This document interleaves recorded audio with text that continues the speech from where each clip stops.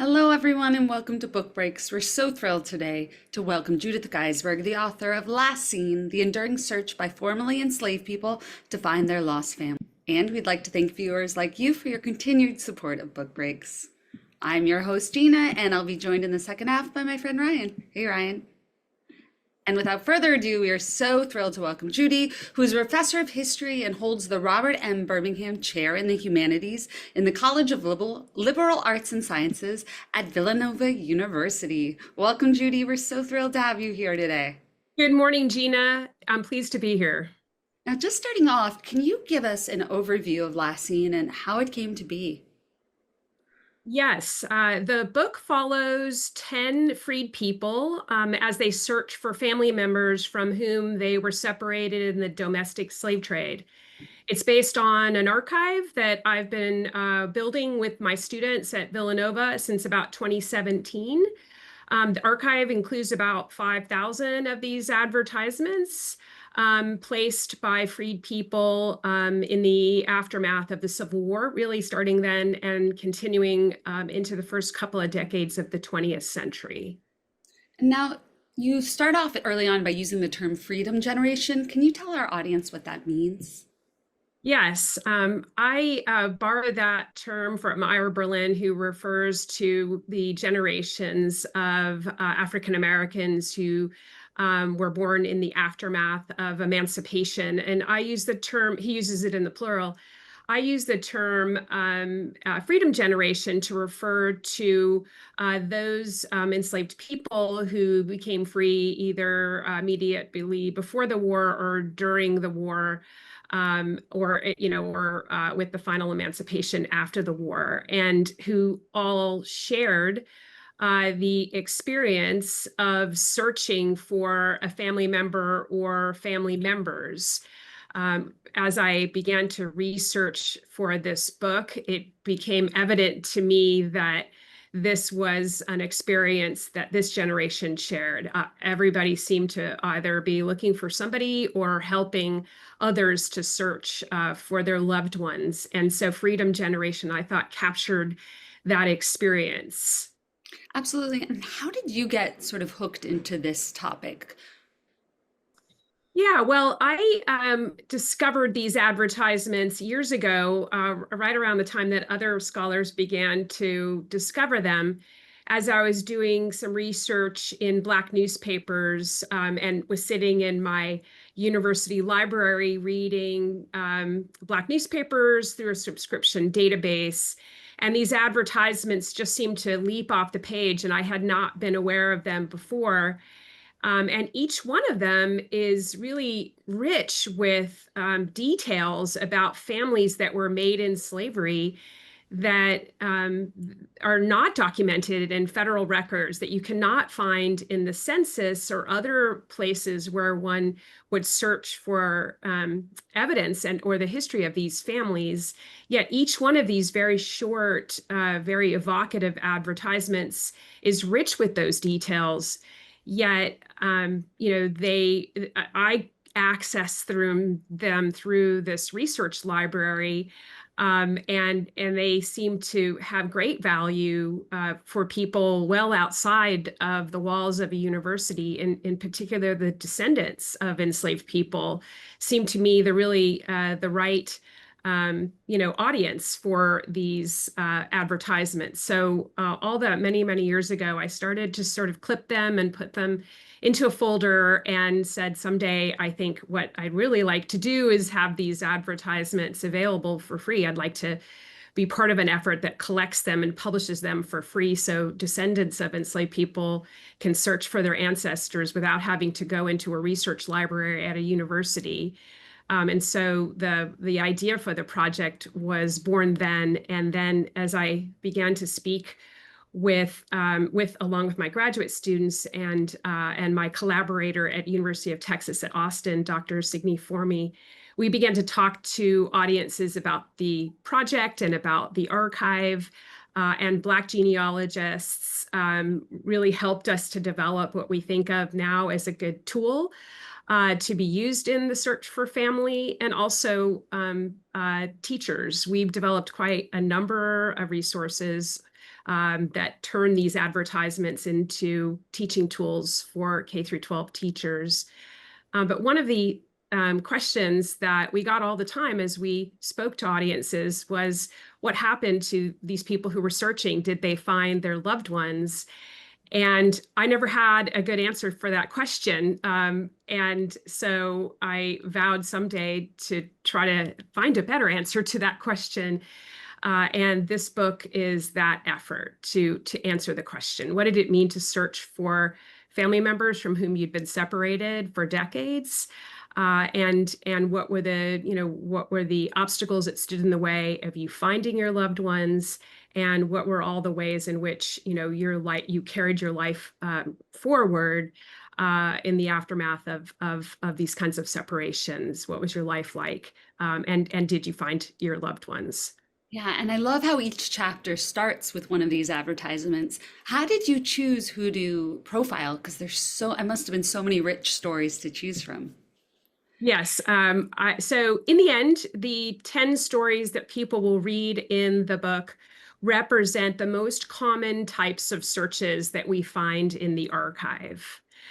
So it's probably not a really big surprise to people who are listening today and who are familiar with this history that the most common, or the most the most numerous advertisements are people searching for mothers from whom they had been separated in the domestic slave trade, mothers looking for their children. And then children looking for one another, siblings looking for one another are quite common. Fathers looking as well. So each of the 10 advertisements represents a common type of search. And then the sort of other layer of consideration that I added onto it is that I wanted the advertisements to represent the geographic diversity of the archive.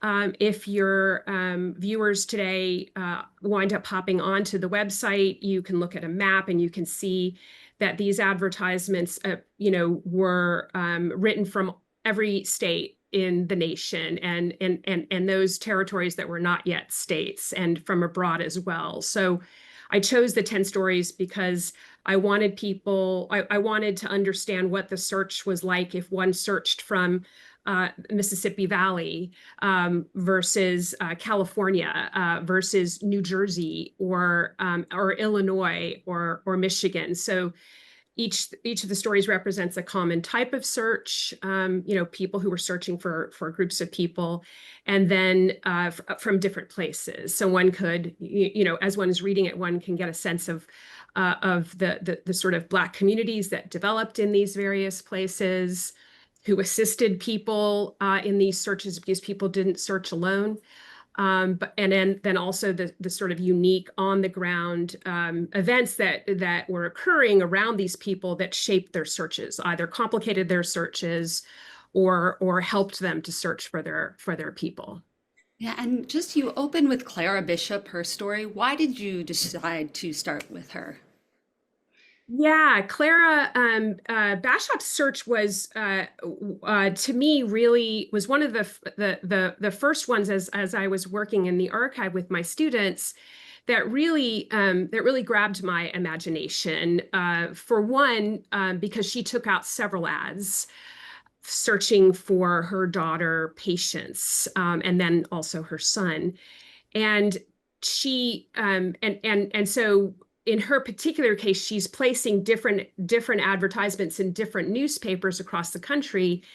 And as I started to dig, she's also placing these ads where she is. So she's not just writing to a newspaper; she is retracing her steps into the Second Middle Passage. She was sold from Virginia down into Mississippi, and then she is, when she becomes free, she is making her way in the reverse direction and placing advertisements all along the way, looking for her daughter Patience.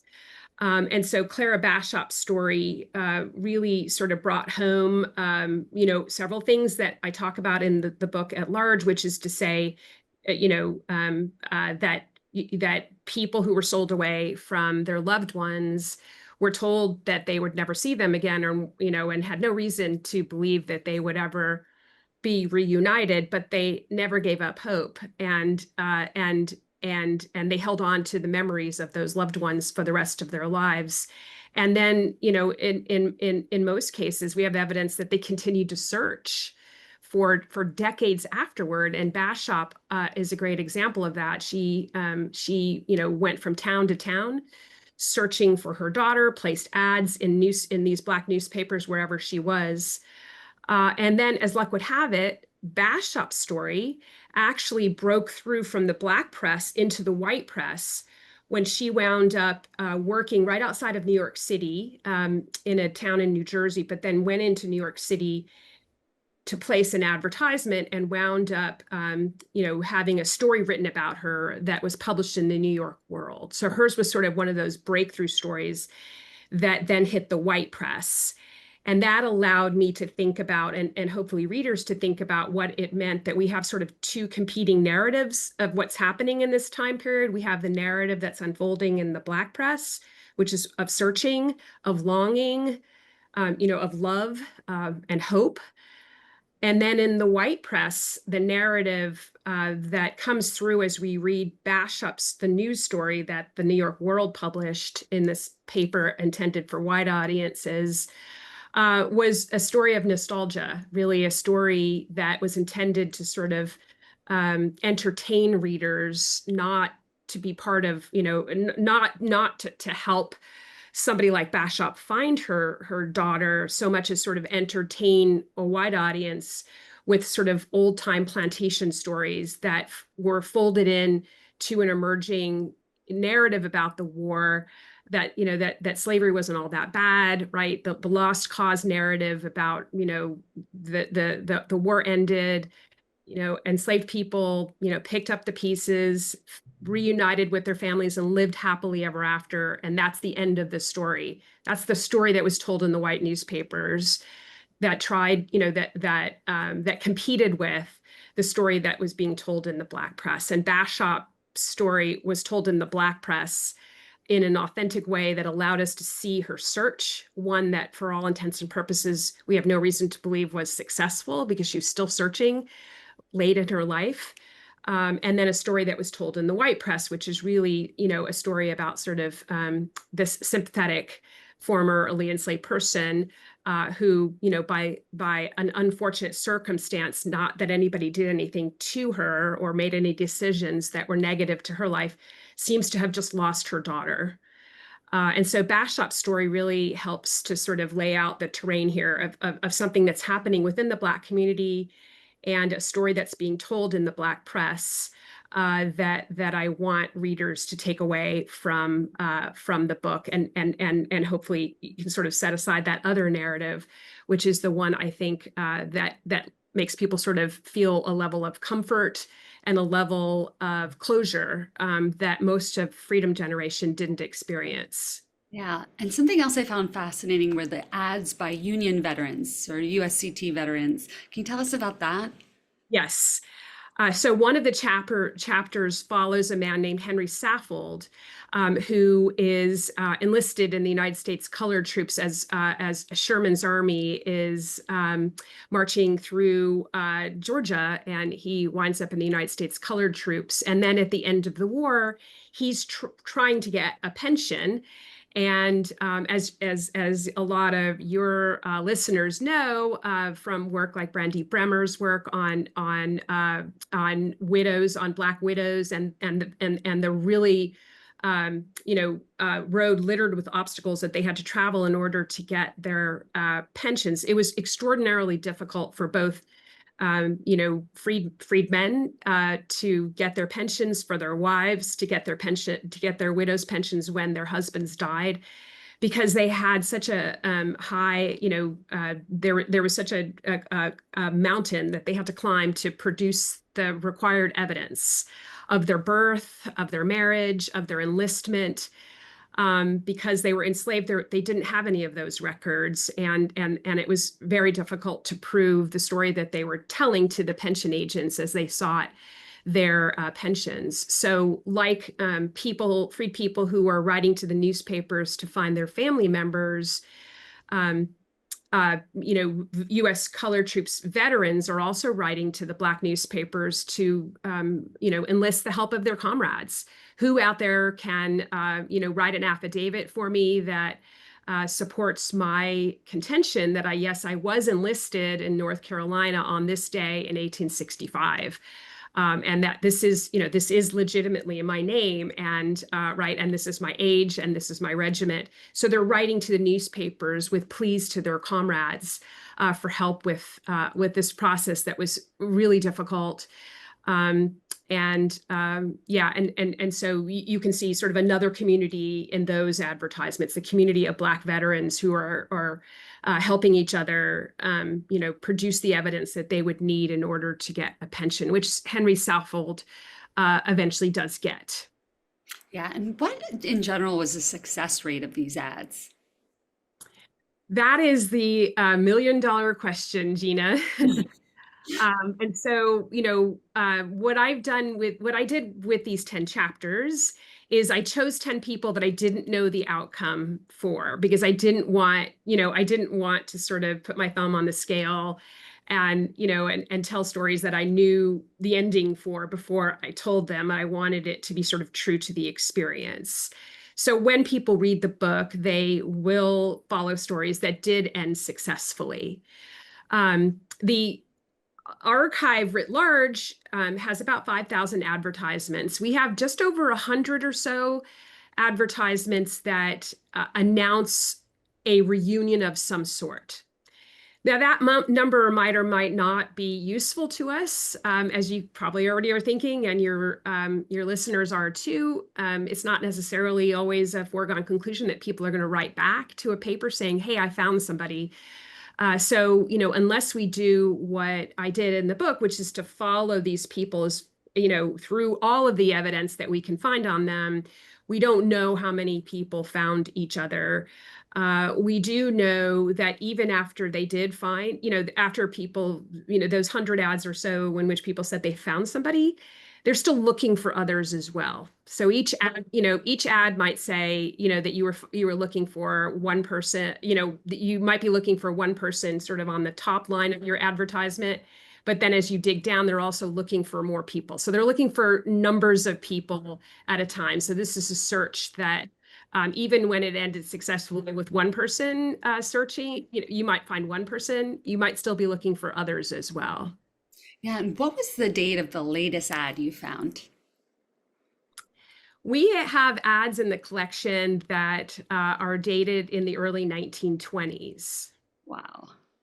Just such a, fascinating link for students to see how much into the 20th century this story goes. Yes, yes. And the advertisements that the latest advertisements that we found are for siblings looking for one another. And that makes sense, right? That that one might at some point in time, have been looking for a parent, or older kin, and then by the early 20th century, might sort of be expecting that could be, more and more difficult as one, reaches the end of one's sort of expected lifespan.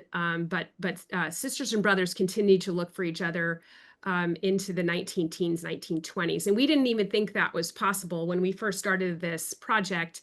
We, again, were speaking to audiences of Black genealogy groups, and they're, and I remember when they, somebody in an audience said, "Have you looked at The Crisis? Have you looked at, some of these newspapers, Black newspapers that didn't start into the 20th century?"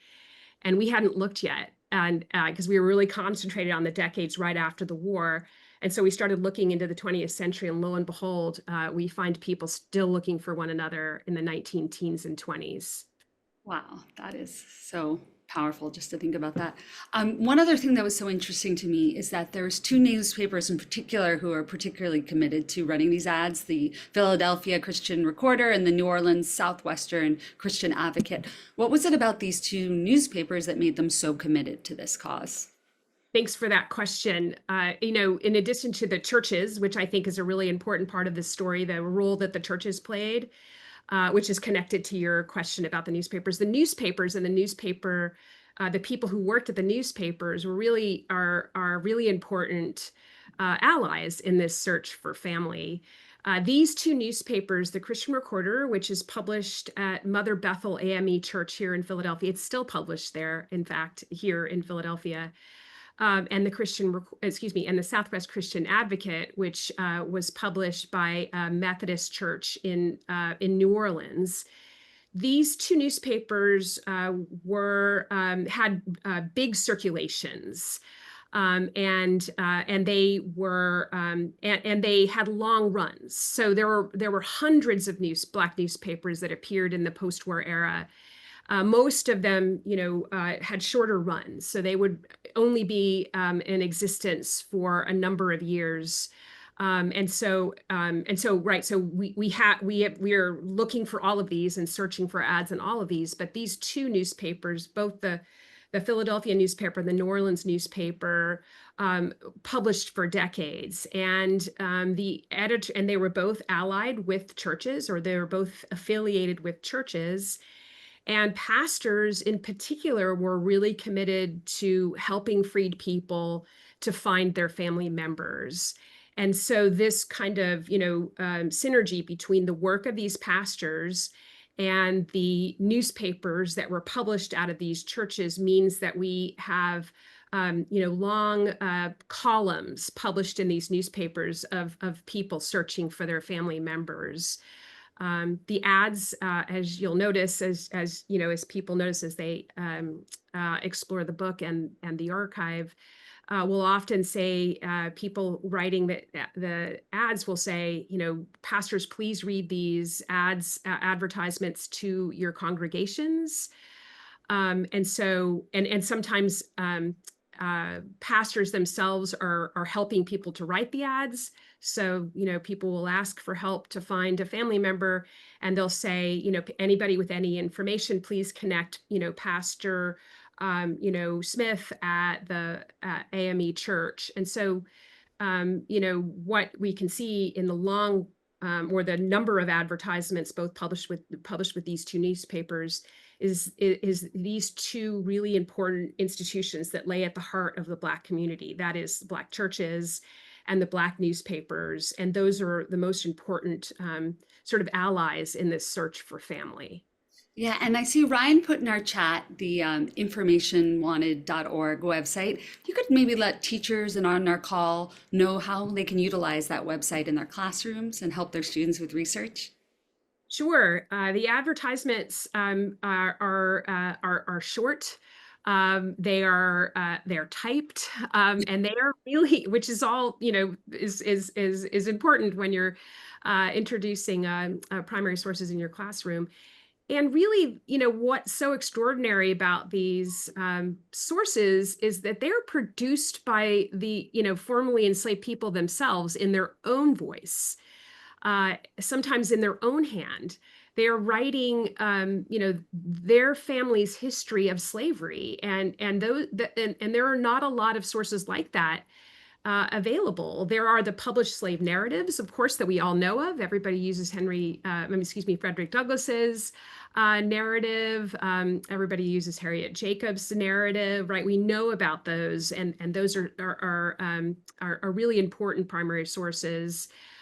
Because those people survived the institution and then wrote their memoirs. What these advertisements do is really expand that source base. These are stories from 5,000 families that had similar experience to Douglass and Jacobs, and sat down to write down those family stories in these short advertisements, also close to the events that they describe. In some ways, the other big source base that we think about is the Federal Writers Project's narratives, interviews that were conducted in the 1930s with formerly enslaved people, with freed people, decades after the events occurred, and mediated oftentimes through a white interlocutor, the interviewer. These ads are not mediated like that. They're formerly enslaved people telling their narratives in these very short, succinct advertisements. So they're really useful for teachers. They're now part of the AP African American History curriculum. The website has, has deep reservoirs of resources for teachers. We have ready-made lesson plans that you can print out and use in your classroom. We have professional voice actors who read the advertisements out aloud, and we have recordings of those on the website, so students can experience the advertisements as they were meant to be heard. By this generation sitting in a church listening to the ads be read aloud. So those are all of those kinds of resources are on the website, in addition to maps and many other things. So I And hope you check them out. yeah, and even if you're not a teacher, you can go down a rabbit hole there for hours, and it's so fascinating. Now, as a Tennyson fan, I was very excited to see a blurb about Enoch Arden, the poem. Can you tell us the significance of that poem in your story? Sure. So in the chapter on marriages, as I began to really think about the advertisements from people searching for husbands and wives, a through line that I hadn't seen before as I was working on the archive was these stories that compare a husband's search for a wife or a wife's search for a husband to Enoch Arden. And I wasn't even familiar with that poem, so I had to do a lot of Googling to find out what this was not the one, Tennyson poem that I knew. So I had to I had to search, and then I started to read about Enoch Arden, which was available to Americans by 1864, and it was a story of of a seaman, a sailor who leaves his wife and children, and on a ship, at the ship shipwrecks, and his wife remarries, and then he returns to her sadly to discover that she's remarried, and he he sort of pines for his life with her, and then dies a sad, tragic death. And it became very popular in the United States. People read it because it kind of fit the moment of people, in the aftermath of the Civil War. Lots of people didn't come home, and so there were a lot of wives waiting to hear from husbands that they didn't know if they survived or not. So it was, well timed to hit the United States at this particular moment. But when applied in white newspapers to the experiences of formerly enslaved people who'd been separated, because of course marriages were never recognized in the institution of slavery. They had no legal standing, and slaveholders readily separated husbands and wives. So this was quite common for people to be, to remarry several times in slavery.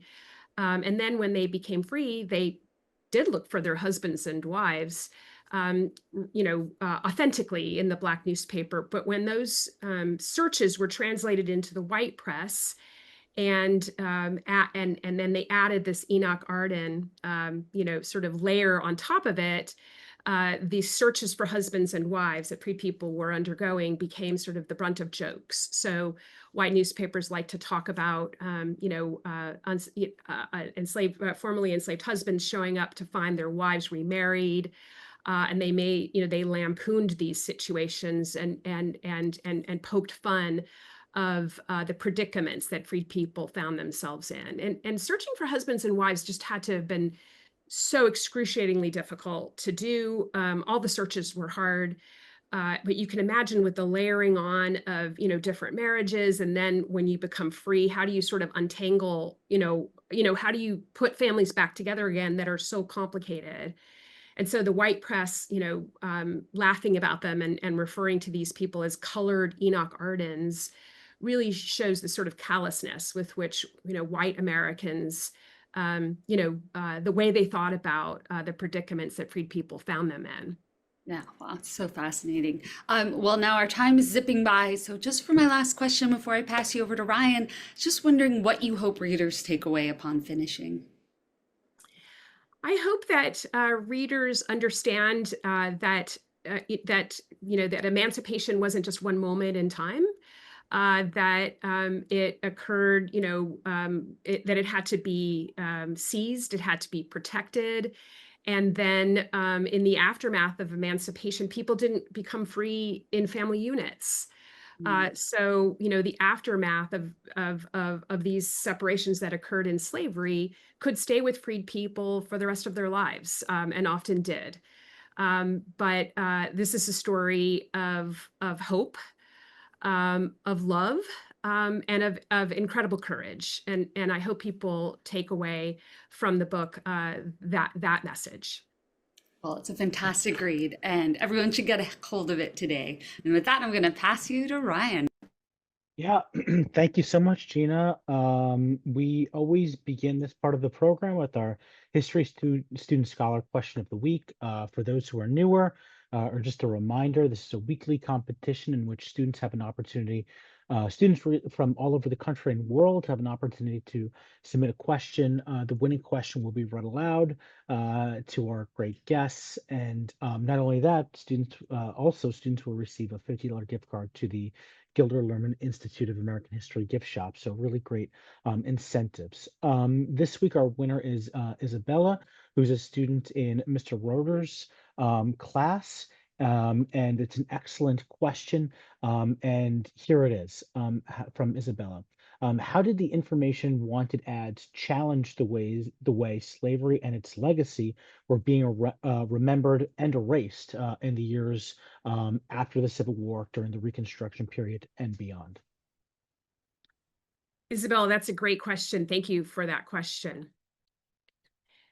These information wanted ads were a direct challenge to the narrative that was unfolding in the aftermath of slavery, which is to say, really, once the institution was outlawed, and the 4 million Americans who went free after it was outlawed, sort of picked up the pieces and went on to the next part of their lives.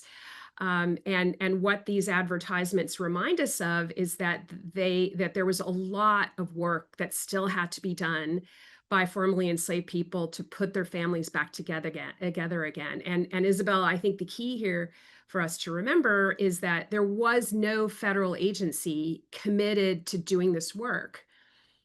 The Freedmen's Bureau was there on the ground, which I'm sure you know about and others who are here today know about. And they were charged with helping freed people to make the transition to freedom, to find work, to sign work contracts, at least initially, to help them buy land.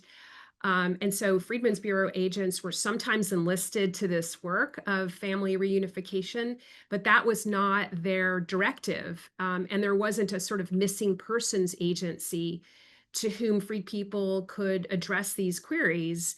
And so freed people, created this network of churches, of newspapers, of Black communities that they would use in the decades after the war to find their family members. And there they also created the true story about what happens in the aftermath of slavery, that challenges the narrative, really, that, once the institution was over, white Americans, they might sort of tolerate Reconstruction for a few years, but then after they lost interest in that, sort of, close the book and say this chapter in American history is over. The advertisements, prove that to be a lie. So that's a really great question. I appreciate it, Isabella. Yes, absolutely. They're always really excellent questions, and this week is no exception. So many really great questions in our audience chat. I'll try to get to as many as possible. Ziara asks a short but really interesting question. Was there ever a concerted backlash to these types of ads from any individuals out there or organizations? Yes, I think, I think one thing we see, and I write about this in the book, is this phenomenon that takes place in the white newspapers, which is stories about reunions. So white newspapers loved to tell stories about how formerly enslaved people just happened to sort of run into each other on the street all the time. It just, seemed to be happening kind of, accidentally, incidentally, all the time. And they, once they found each other just by happy accident, they, got remarried or, started up where they left off and live happily ever after. And that was a whole genre of stories that were taking place in the white newspapers. that really are, I think, Ziara, kind of the, what it's an attempt to cover up the truth of what's happening in the Black newspapers. And I think it's also, the timing of these sort of happy reunion stories that are being told in the white newspapers are around the same time as some of the first Confederate monuments are, being erected, and there's new legislation being passed in the former Confederacy, stripping freed people of the civil rights that they had fought for and that they had gotten during Reconstruction. And so that kind of narrative, the lost cause narrative that was taking place, in monuments, and that was feeding the rollback of civil rights, was also taking place in the white newspapers, and they were trying to cover up the story that's being told in these advertisements. And then the last thing I'd say in answer to that question is, it's not unlike, I think, what we're seeing now with with the teaching of Black history. I think a lot of that seems to be a similar attempt to erase this history. And so I think the message of that I tell in this book, and that the advertisements tell, are timely to the moment we're in today too. Yes, absolutely. That is certainly for sure.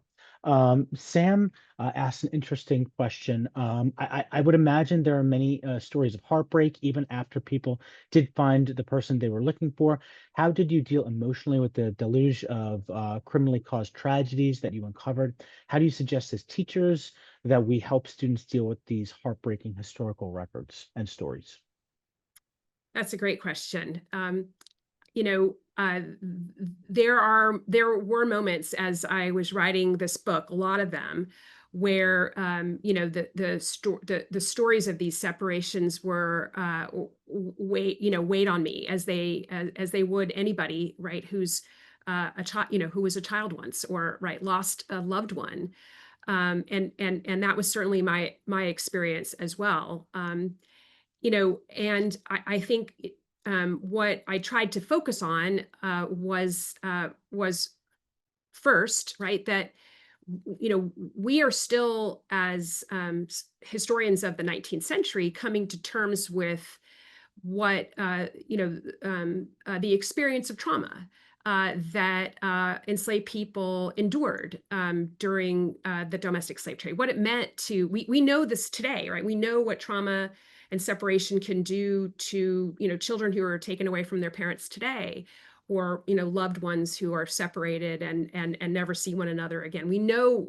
that's traumatizing, and we know that can have long-term consequences for people. For young children, it can change the way their brain is wired. It can change the way they respond to things later in their lives, challenges later in the life. It can affect their memories, all of that.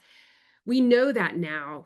And scholars, Black feminist scholars and other scholars who studied slavery have really challenged us today to sort of to really think about what we know today about trauma, and how it was the experience of enslaved people. And so I try to keep that in mind as as I was telling these stories, that it's important for us to understand that experience that people had, and how that shaped their lives afterward. It didn't necessarily have to be their entire life, but it was part of the challenge. It was one of the challenges they took with them as they searched for their loved ones. The fact that they could have kind of piecemeal memories, or they could just remember some things and not other things. So those are some of the things I tried to keep at the forefront of my mind as I was writing this book. And then the last thing I'd say in answer to your question about sort of, how can we teach, how the challenges of teaching this kind of heavy stuff to school children.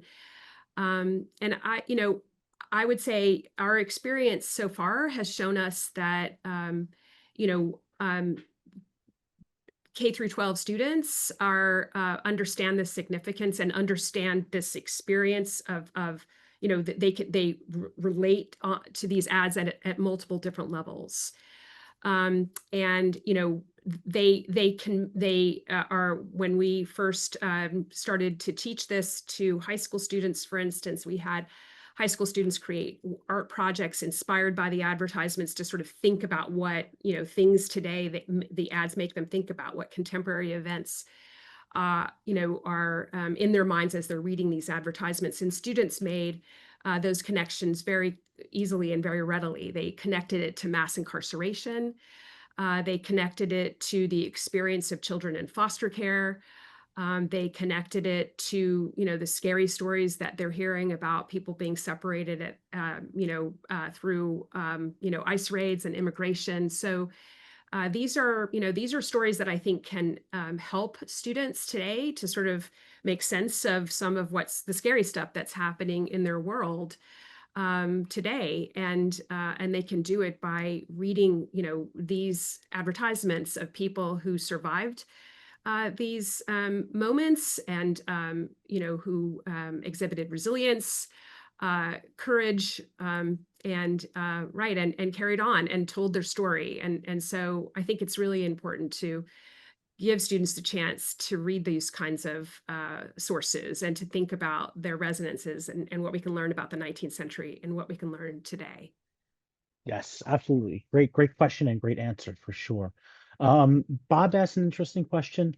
He says, as I think about the financial challenges for freedmen to cover the costs of placing advertisements, in your research, or did you or any students or collaborators discover any organizations or institutions that might help offset the cost of these advertisements? Is that something that you thought about at all?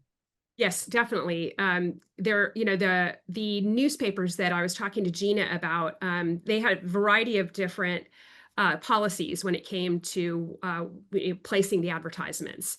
In most cases, in the two big newspapers we talked about, the one in New Orleans and the one in Philadelphia, if you subscribed to the newspaper, you could place an advertisement for free.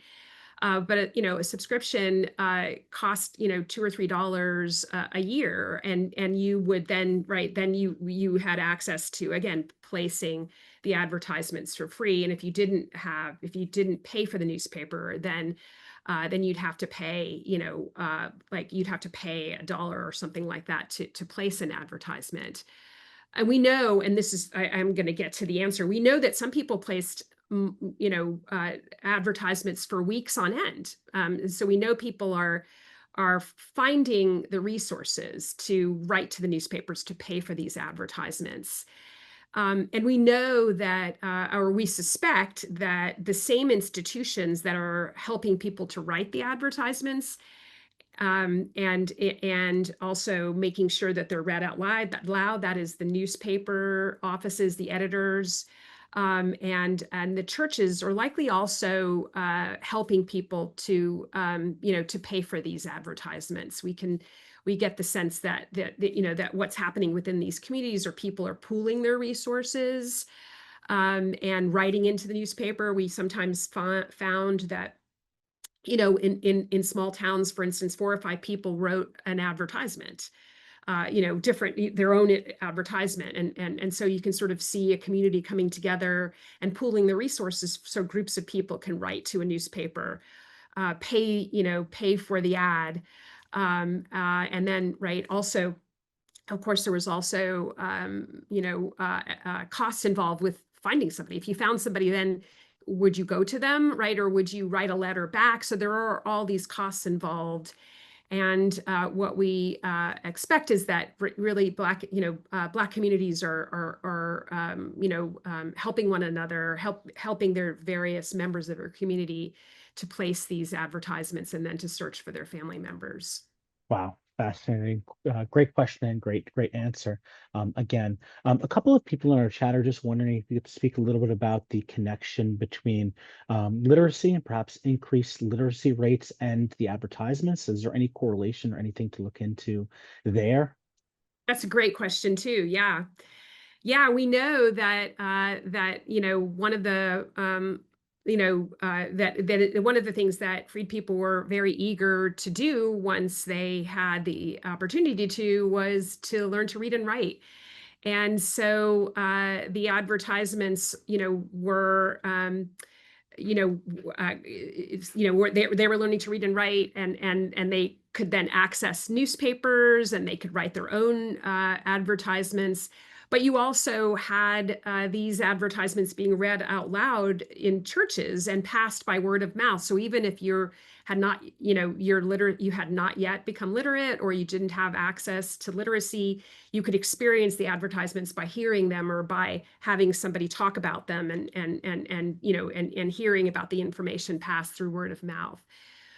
In the advertisements themselves, and I hope people will go to informationwanted.org to look at them, people are very proud to talk about how they've just learned to read and write. There's an ad in there from one woman who writes the newspaper saying, I'm 50 years old and I learned to read and write. I attend this church and I'm placing this advertisement, kind of in that order. And that's just one example of people who are marking that moment of literacy to sit down with pen and paper and write out their family's history and send it to the paper, hoping that they can find somebody. So the advertisements are very much part of that process of gaining literacy. They also help us to document the process by which freed people gain literacy. And they also show us that, collaboratively within the Black communities, that you've got literate people helping people who are not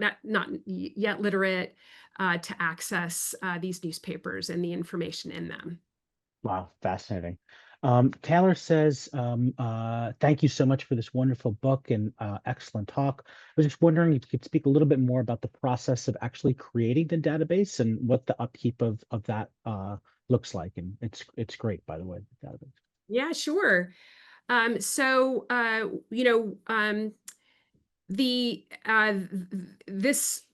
informationwanted.org website it serves as an archive, and so we build it by reading the Black newspapers and looking for these advertisements.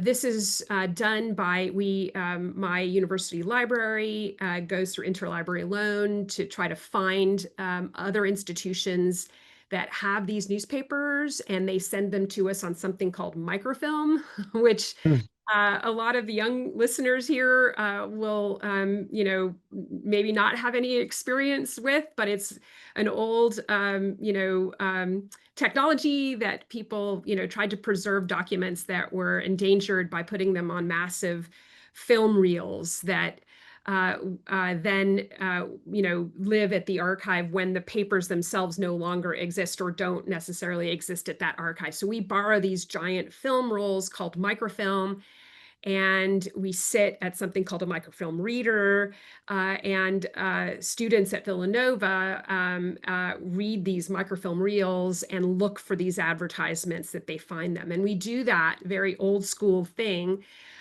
because then we can make them available for free. Nobody ever has to pay to use the website. You could find some of these, you could find some of these advertisements by going to a pay-per service like newspapers.com or someplace like that. But we believe very strongly that people shouldn't have to pay for their history. And so we do it the old school way, which is time consuming, and yet once we find these advertisements, we can give them to you for free. You don't have to have a subscription to a database of any sort. And so we then image the advertisements, and then we put them into this archive. And we put in all of this information that we called metadata, which is the same way you find stuff in the library or you find stuff in in other databases. And that allows you then to go to the website and search for, if you're a descendant and you want to search by a name, you can do that because we've put all this metadata in it. Or you can go and search by keyword, and that's possible because not only are we putting the image up to the website, but volunteers are transcribing it, so the whole thing can be read. And then we also add other things, like we add map locations. So if you don't really know, who you're looking for, you might know where they are. So you can go and search for all the people taking out advertisements that name your hometown. Or, that people who lived in your neighborhood, you can search by your own hometown and you can find people there that way. And then finally, we add something called tags, which is our way of kind of alerting you to things that are not in the advertisements. So, somebody might say that this is one of my favorite examples of tags. Some people might say that that they were separated from their family members when they were at a station in Hamilton, New York. And we know, as we're reading that based on the time, and this is 1852 or something like that they're talking about an escape that happened on the Underground Railroad. But they're not saying that in the advertisement. And we can talk more about that later if anybody's interested. But we will add a tag because we know that they're talking about a place where there was an Underground Railroad stop, that and based on the timing and some of the other details, that this advertisement is an advertisement taken out by somebody who lost their family when they were all escaping on the Underground Railroad. So we add something called tags, which are kind of like, it's like the historian leaning over your shoulder saying, don't miss this detail. This is an ad that describes an escape on the Underground Railroad. So all of those things go into making these advertisements easily searchable and useful to people who are either looking for family members or who are just learning about U.S. history. Wow, that's awesome. Keeping an eye on time, hopefully I'll try to get to one or two more questions. Pete is curious about if you came across in your research any former enslaved people who opted to relocate internationally, either Haiti, Africa, Canada, and what did assuming that made the reunification process all the harder. Did you come across that in any of your research? That's a great question. Yes, we do. We have advertised, and I should say the first answer to that question is to say that all the advertisements that are on there currently are only placed in American newspapers. Yet, if you look, we have not searched internationally for newspapers. We've just looked in newspapers published in the United States. That said, there are a number of people searching, a lot of people searching from Canada, looking for their family members. And so those, back to our previous conversation about self-emancipating, slaves, a lot of those people who wind up in Canada, become parts of these communities of ex-slaves, freed slaves who made their way to Canada, but yet are still trying to get other people out. So they're placing advertisements trying to find family members. We also have advertisements coming from the Caribbean. We have a series of advertisements from a family that was separated when one family member was on a ship that was in a slave trading vessel in which the enslaved people on board the vessel mutinied, took over the ship, and steered it, instead of to the United States, steered it to the West Indies. So they were part of a slave rebellion. And so they're placing an advertisement from the West Indies, look after this slavery's over in the United States, trying to find family members they've been separated from in between, right? Because Britain, ends slavery in the 1830s. The United States take 30 years longer.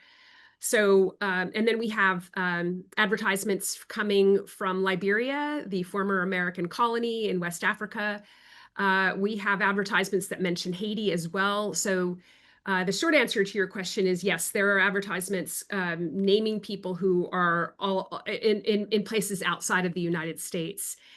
And I suspect, as your question indicates, that it did, that those kinds of searches were more complicated. Because one of the really useful resources to people as they search for their family was the Grapevine Telegraph, this sort of informal network of information that passed, between enslaved people, but then formerly enslaved people afterward, as they moved around the United States and told stories about people they ran into. And that, Grapevine Telegraph becomes stretched pretty thin if you're going across the Atlantic or right into the Caribbean. So it's also more difficult. It was more difficult for me. I wanted to follow some of those stories. But those the primary sources that one would need to follow those sources are different when we go, to West Africa or to the Caribbean. Absolutely. Final question, and I'll try to combine some questions that I see in the chat.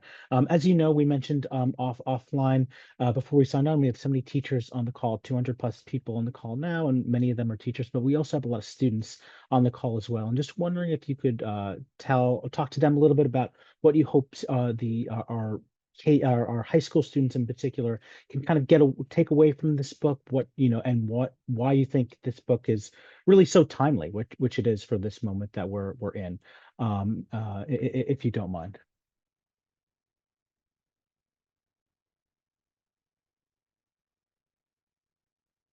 Hi, can you hear me? Sorry, I just Yeah, clicked. no, Okay, sorry, something just no problem, no problem. um, All good. so I hope that that teachers who and students, I should say students who are using these sources will be struck by the courage that that it took for the people named in these advertisements to survive the things that they survived, and a time of great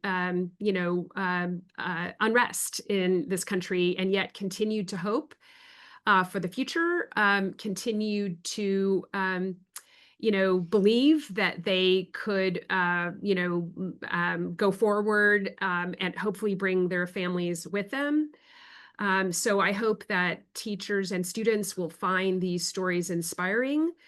I also hope that that using these sources will allow students to realize that they can be part of the solution. They can be part of, they can help us to close the loop on some of these stories. I have my students, when I have them read these advertisements, I enlist them to do some of the digging with me. So we search together to see if we can find the end of the story, and see if we can find out if these people found one another. And I think that is happening. As I've been talking about this book, I found that people are inspired to start to dig themselves to see if they can't find, start with an advertisement and see if they can find out if those people found one another again.